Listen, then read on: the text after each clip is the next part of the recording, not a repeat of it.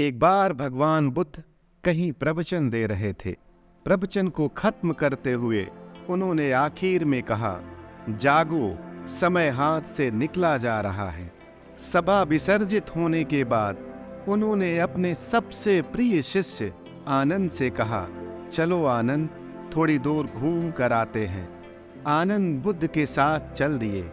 अभी वह बिहार के मुख्य दरवाजे तक ही पहुंचे थे कि रास्ते के किनारे खड़े हो गए और प्रवचन सुनकर आने वाले लोगों को देखने लगे।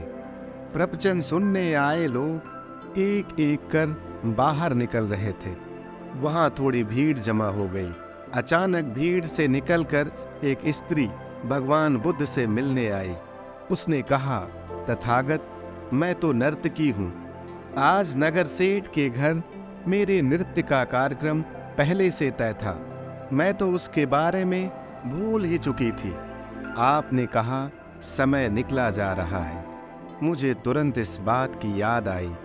मुझे याद दिलाने के लिए आपका बहुत धन्यवाद। उसके बाद एक डकैत बुद्ध की ओर आया और उसने कहा, तथागत, मैं आपसे कोई बात छिपाऊंगा नहीं। मैं भूल गया था कि मुझे एक जगह डाका डालने जाना है।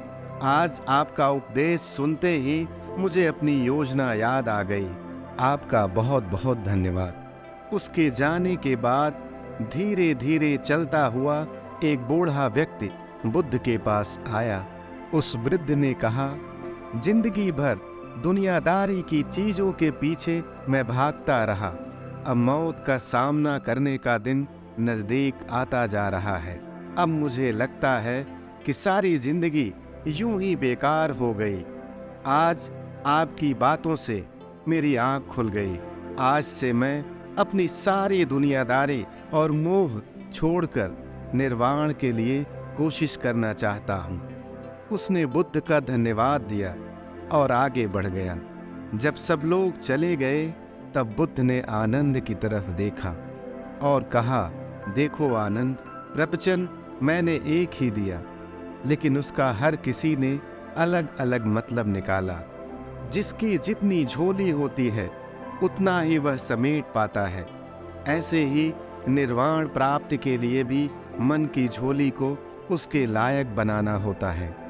निर्वाण के लिए मन का शून्य होना, शुद्ध होना बहुत ही जरूरी है आनंद।